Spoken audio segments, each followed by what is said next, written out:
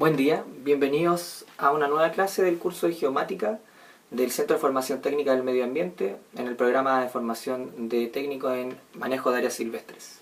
A continuación vamos a empezar con lo que es la unidad número 2, que está relacionada con mapas base, ¿ya? Para poder comprender cómo funciona, ¿cierto?, cómo está estructurado el espacio, es necesario adecuarse a cuáles son las cartografías que tenemos disponibles, ¿ya? Ustedes normalmente, como gente que trabaja en campo, puede estar es muy necesario que sepan manejar una cartografía. Durante el paso de este módulo vamos a ver cuáles son los elementos que contiene una cartografía, qué significan y cómo poder interpretarlos de correcta forma, ¿ya? En módulos posteriores vamos a trabajar con datos espaciales, etcétera, y cuando nos juntemos vamos a tratar de ver algunos temas más específicos, ¿ya? Entonces el tema de hoy, para iniciar, es el tema de la escala, ¿ya? Como nosotros vamos a saber, un mapa es una representación del espacio geográfico. Y como representación, no puede necesariamente contener todos los elementos que tiene el espacio geográfico, ¿ya? Depende de cuál es el objetivo de nuestro mapa. Vamos a tener cartografías base, por ejemplo, que son las que genera el Instituto Geográfico Militar en Chile, y que van a contener información, por ejemplo, de altitud, a través de lo que se llaman cotas, ¿cierto?, de elevación, etcétera, curvas de nivel. Pero, por ejemplo, hay otros mapas que pueden ser utilizados para tener tipos de vegetación, otros que nos pueden entregar información acerca de sitios de nidificación. La cantidad de aplicaciones es bastante, ¿ya? Y por otro lado hay un factor que va a influenciar mucho en cuáles son los elementos que puede mostrar un mapa, ¿ya? Por ejemplo, uno de ellos va a ser la escala. ¿Qué significa la escala? Tiene que ver con el tamaño de la escena que nosotros vamos a cubrir con un mapa. Por ejemplo, si nosotros tenemos dentro de este mapa, ¿cierto?, que es un mapa idealizado, en este caso esto es América, aquí tenemos África, Europa, vamos a tener que normalmente van a haber dos tipos de escala. Está la escala gráfica, la cual se encuentra en una esquina siempre del mapa y que indica que esta distancia en el mapa es equivalente a una distancia medida en terreno.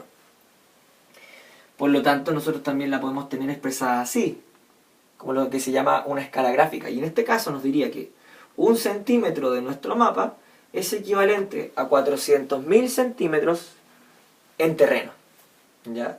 ¿Qué implica eso? Ya implica a que si nosotros tenemos escalas muy grandes como esta de acá, es decir, 1 centímetro equivale a 400.000 centímetros, podríamos tener, por ejemplo, una escena como esta, ¿ya? Un mapa como este. En este caso, este es una idealización de Santiago. Ya aquí tenemos la zona construida de Santiago. Y con eso nosotros podemos identificar, por ejemplo, comunas, porque alcanzan a cubrir, a verse ahí. Ya podríamos ver también, no sé, grandes ecosistemas, a lo mejor, elementos bastante grandes vamos a poder cubrir.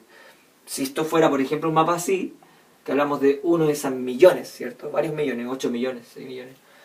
Podemos ver países incluso, porque aquí las comunas se hacen muy pequeñitas. Y esa escala no nos permite visualizar esa información. Pero aquí tenemos una escala más de detalle. Ya vamos a tener una escala donde 1 centímetro es equivalente a 10.000 centímetros en terreno, medida, ¿ya? Entonces aquí en este caso, si ustedes ven acá hay un cuadrito, un puntito rojo, que corresponde a la escena B, a nuestro mapa B. Esta escala podría ser más relacionada a 1 a 10.000 y esta a 1 a 400.000. ¿Qué implica acá este mapa que yo hice? Son calles, ¿cierto? Esta es una cuadra, esto es una plaza, etc. Fíjense que acá, por ejemplo, si quisiéramos expresar información de comunas, grandes ecosistemas, etc., no podríamos hacerlo, ¿ya? Porque la escala tiene mucho detalle, es muy pequeña, ¿ya? En este sentido, ahora vamos a poder expresar otro tipo de información, como por ejemplo podrían ser mapas de vialidad, podrían ser los mapas de las manzanas, ¿cierto?, etcétera. Cosas que no vamos a ver en este detalle. Entonces, uno de los puntos fundamentales que tiene la elección de una escala para hacer un mapa tiene que ver con el detalle y con la información que uno quiere entregar.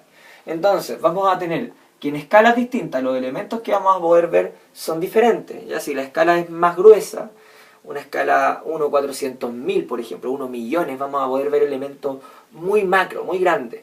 Y si nos acercamos a una escala más de detalle, más pequeña, como por ejemplo 1/10.000, podríamos ver otros elementos, ¿cierto?, pero también dejar de ver los anteriores, ¿ya? Es decir, que es importante saber a qué escala vamos a trabajar, de eso va a depender el mapa y la escala de ese mapa. Y por lo tanto, dependiendo de la escala también vamos a tener diferentes usos para esas cartografías, ¿ya? Podríamos tener, por ejemplo, o podríamos hacer mapas políticos, ¿cierto? De divisiones administrativas con escalas muy gruesas, ¿ya? Entonces separar países, etcétera, o ver, no sé, por ejemplo aquí podríamos mapear también cuáles son las rutas que hacen los barcos, o las rutas de los aviones, en fin, una serie de elementos pero que tienen que ver con una escala muy grande. Y en cambio los usos que vamos a tener para este tipo de escalas pequeñas van a ser distintos, ¿cierto? Entonces vamos a poder aquí, por ejemplo, mapear otros elementos.